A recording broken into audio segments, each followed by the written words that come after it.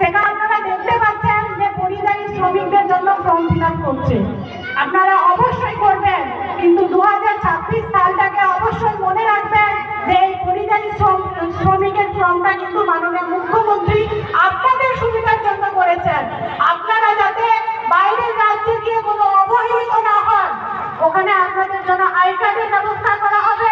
সেখানে আপনারা দেখাবেন যে আপনারা পশ্চিমবঙ্গের লোক। তাই জন্য 2026 সালটাকে মনে রাখবেন।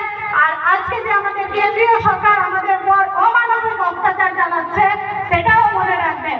কারণ বিগত দিনে 34 বছর বামফ্রন্ট সরকার চালিয়েছিল, কেন্দ্রে কংগ্রেস সরকার চালিয়েছিল, কিন্তু কোন সরকার এইভাবে মানুষের পাশে থাকেনি।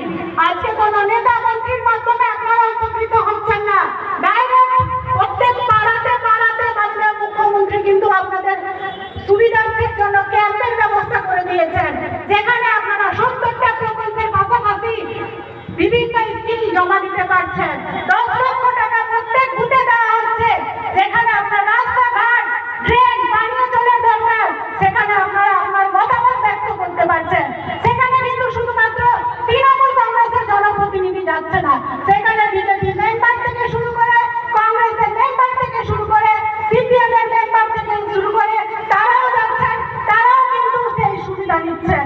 তাই বিরোধী বন্ধুদের বলবো যে 2026কে মনে করে আপনারা সবাই মুখ্যমন্ত্রীর পাশে থাকার চেষ্টা করুন, এই আহ্বান জানাচ্ছি। এই বলে আমার সংক্ষিপ্ত বক্তব্য শেষ করলাম। জয় হিন্দ, বন্দে মাতরম, তৃণমূল কংগ্রেস জিন্দাবাদ। অনেক অনেক ধন্যবাদ। আমি গণমন্ডল প্রধান প্রতিনিধি আখতারুলকে মঞ্চে আসার জন্য অনুরোধ করছি।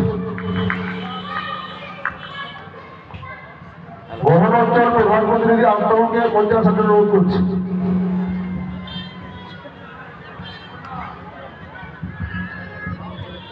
আমি এরপর ছোট্ট করে বক্তব্য দেওয়ার জন্য অনুরোধ করছি আমাদের প্রধান সুবিধা খাতুন মহাশয়কে একটু বলার জন্য অনুরোধ করছি।